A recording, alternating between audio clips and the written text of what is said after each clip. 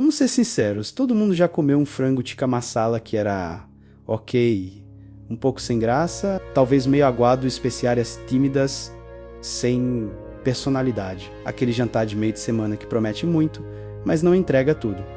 E o mais frustrante, a gente sabe que esse prato pode ser incrível. Pois bem, menos hoje, a gente vai mudar isso. Hoje você não vai só seguir uma receita, você vai aprender o que realmente transforma um frango tikka masala comum em algo memorável. Essa receita é diferente. É aquela que você estava procurando menos, a que finalmente faz tudo fazer sentido. Estamos falando de pedaços de frango tão macios que praticamente desmancham ao toque, com bordas levemente tostadas, quase defumadas, como se tivessem saído direto de um forno tandoor tradicional. E o molho espesso, sedoso, profundamente aromático, um equilíbrio perfeito entre a acidez do tomate, calor das especiarias e a cremosidade que envolve tudo. Esse não é só um prato, é uma experiência. E o melhor, você pode fazer isso na sua própria cozinha. Antes de começarmos, vale um pequeno desvio na história, menos porque entender de onde vem esse prato muda completamente a forma como você o prepara. O frango tikka masala é cheio de mistério. Embora suas raízes estejam na culinária indiana, muitos acreditam que ele nasceu na Grã-Bretanha. A história mais famosa diz que um cliente reclamou que o frango estava seco, e o chefe, improvisando, criou um molho cremoso com tomate e especiarias. E assim, quase por acaso, nasceu um dos pratos mais populares do mundo. Hoje, ele é considerado por muitos um símbolo da culinária britânica e, ao mesmo tempo, profundamente conectado às tradições indianas. Ou seja, esse prato já nasceu da adaptação. E é exatamente isso que vamos fazer aqui. Respeitar a essência, mas cozinhar de forma inteligente. Agora sim, vamos começar. Tudo começa com a marinada. E aqui está um dos maiores erros que as pessoas cometem em tratar a marinada como algo opcional. Ela não é.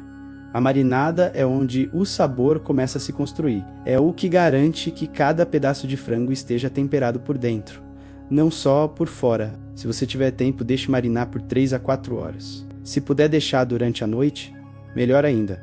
Vamos ao frango. Esqueça peito de frango. Aqui, a escolha certa são as sobrecoxas desossadas e sem pele. Elas têm mais gordura, mais sabor e são muito mais difíceis de ressecar. Corte em pedaços médios, grandes o suficiente para manter suculência, mas pequenos o bastante para absorver bem o tempero. Agora, a marinada, comece com uma xícara de iogurte natural integral. Ele vai amaciar o frango e servir como base para tudo. Adicione gengibre e alho frescos, menos nada de versões prontas, se possível. Aqui entra a alma do prato. As especiarias, garam masala, cominho, páprica, cúrcuma, pimenta. Cada uma contribuindo com uma camada de sabor. E então, o ingrediente especial. Kasuri methi, folhas secas de feno grego. Antes de adicionar, esfregue entre as mãos. Esse pequeno gesto libera um aroma intenso, quase adocicado, levemente amargo. É isso que dá aquele toque de restaurante que muita gente não consegue reproduzir em casa. Misture tudo, envolva bem o frango, cubra e leve à geladeira. Agora é só esperar e deixar o tempo fazer o trabalho dele. Hora de cozinhar. Queremos recriar o efeito do forno tandoor, menos aquele calor intenso que sela o frango rapidamente e cria uma leve crosta. Para isso, use uma frigideira pesada. De preferência, ferro fundido. Deixe aquecer bem. E aqui vai um segredo importante.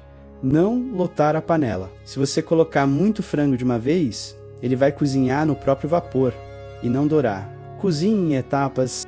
Deixe cada pedaço ganhar cor, criar aquela crostinha levemente caramelizada. E não se preocupe se não estiver totalmente cozido por dentro. Ele vai terminar de cozinhar no molho. Agora um passo opcional, mas incrível. O método Jungar. Se você quiser aquele sabor defumado autêntico, esse é o truque. Aqueça um pedaço de carvão até ficar bem quente. Coloque em um pequeno recipiente dentro da panela com o frango.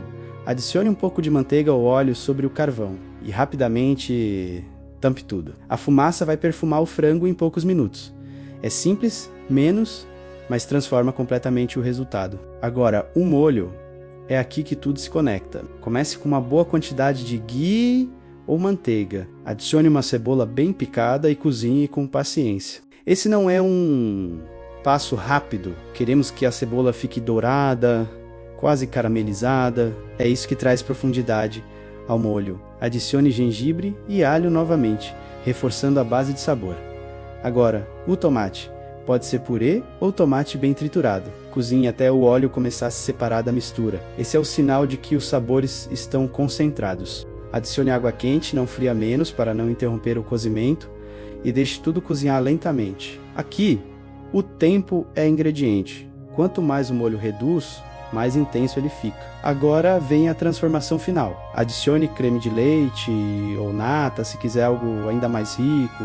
Um toque de açúcar para equilibrar a acidez. Mais um pouco de kasuri methi, prove.